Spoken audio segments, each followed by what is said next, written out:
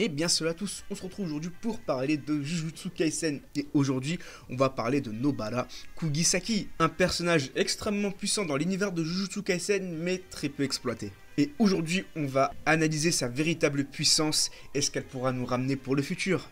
Bien sûr, cette vidéo contiendra du spoil. Donc on va commencer sans plus attendre.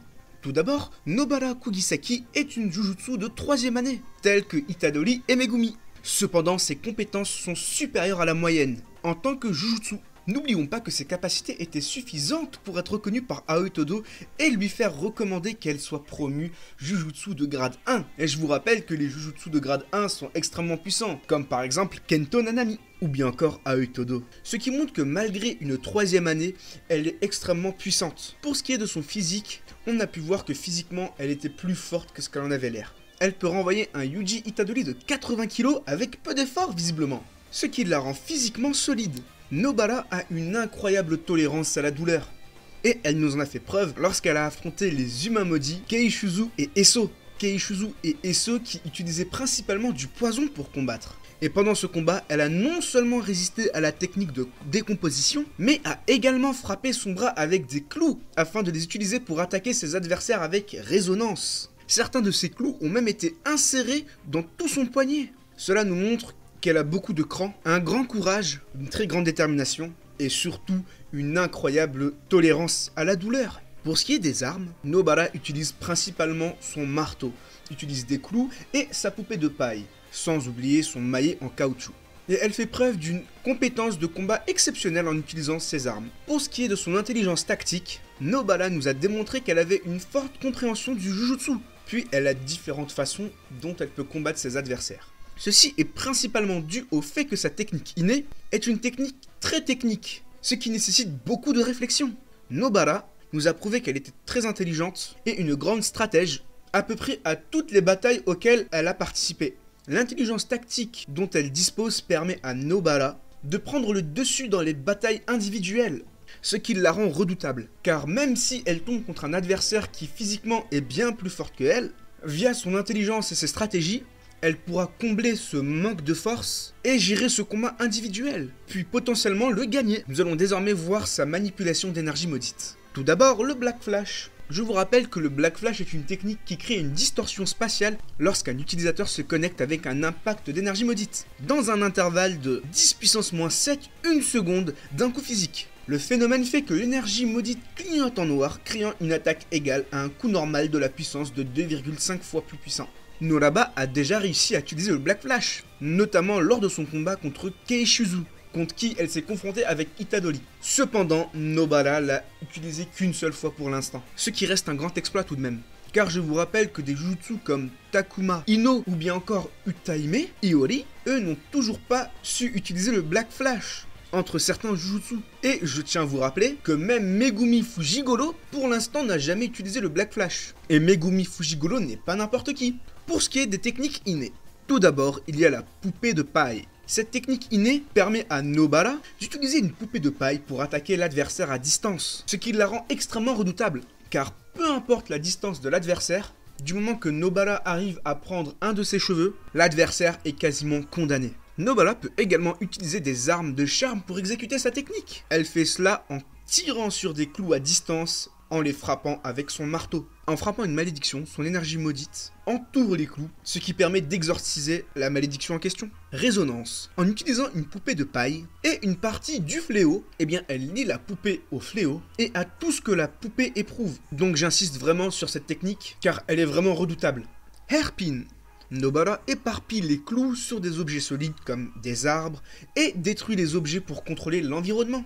Ceci est une excellente technique pour contrôler la zone où elle combat. Pour ce qui est de son équipement, il y a un marteau, donc Nobara l'utilise pour enfoncer généralement ses clous dans la poupée en paille pour utiliser sa technique résonance, ou bien encore s'en sert pour frapper les clous et les tirer comme des projectiles, ou tout simplement frapper la cible avec son marteau. Les clous, Nobara les utilise à des fins multiples. Elle peut les utiliser avec sa technique ou tirer les clous comme des projectiles, une poupée de paille, en plaçant un morceau de sa cible dans ou sur la poupée de paille pour détruire la cible. Et pour terminer, maillé en caoutchouc. Nobara utilise ce marteau pour attaquer les humains afin de ne pas les tuer. Nous avons terminé en ce qui concerne les compétences, techniques et armes de Nobara. Nous allons maintenant nous intéresser à ce qu'elle nous a montré durant le manga et ce qu'elle va pouvoir nous montrer plus tard dans le manga. Nobara n'a pas énormément eu de combats. Cependant, le peu de combats qu'elle a eu était clairement intense. C'est le moins qu'on puisse dire. Son premier gros combat était face à Eso et Kishuzu, les deux humains maudits. Cela pensait clairement être au-dessus de Nobara et Itadori. Cependant, ils se sont vite rendus compte que ce n'allait pas être aussi simple que ce qu'ils pensaient. En effet, Itadori, étant l'hôte de Sukuna, était immunisé au poison, mais ils ressentaient quand même la douleur. Donc leur technique principale ne marchait pas face à Itadori. Cependant, il restait Nobara, qui elle est une simple humaine, est susceptible face au poison.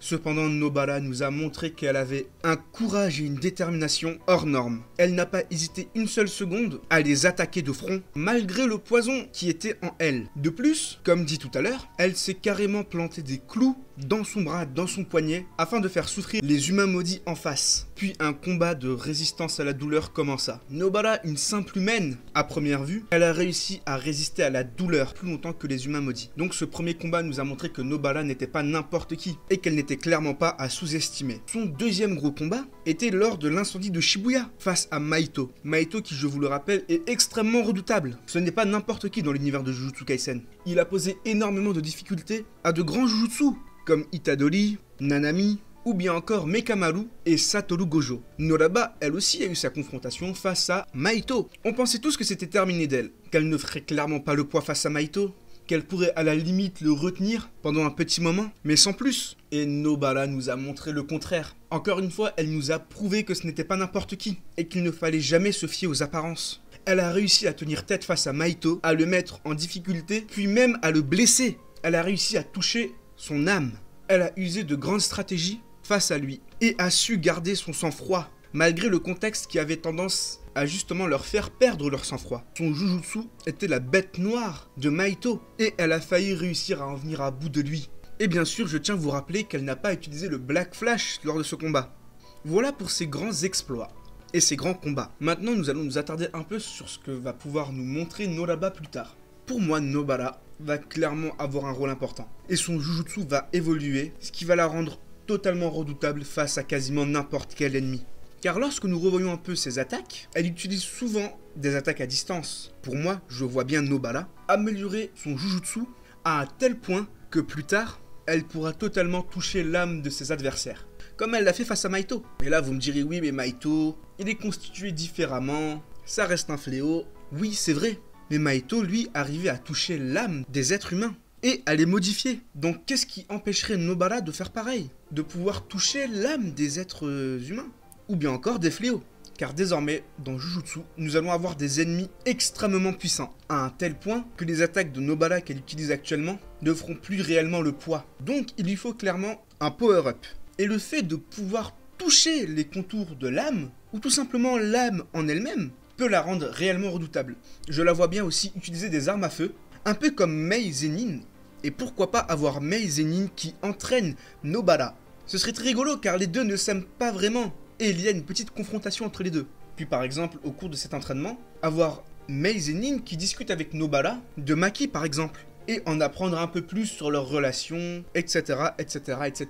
Et je la vois bien aussi utiliser désormais des balles, donc des armes en même temps, qui lorsque vont toucher un adversaire, vont lier l'adversaire et Nobara. Par exemple, elle pourrait imprégner de son sang dans les balles, ce qui ferait que, une fois l'adversaire touché, même s'il résiste, elle pourra le terminer justement en se mettant des coups dans son bras par exemple. Et nous avons déjà vu quelque chose dans le genre, avec Noritoshi Kamo, qui imprégnait de son sang ses flèches afin de leur donner des directions spécifiques. Voilà pour ce qui est de Nobara. Pour moi, elle a un grand avenir, tout comme ses confrères Megumi et Itadori.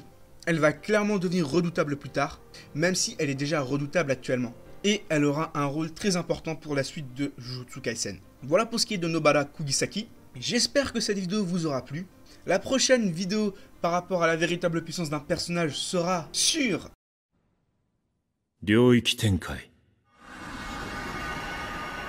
Donc voilà, j'espère encore une fois que cette vidéo vous aura plu. Dites-moi ce que vous en avez pensé dans les commentaires. Et puis moi je vous dis à la prochaine. Bye bye.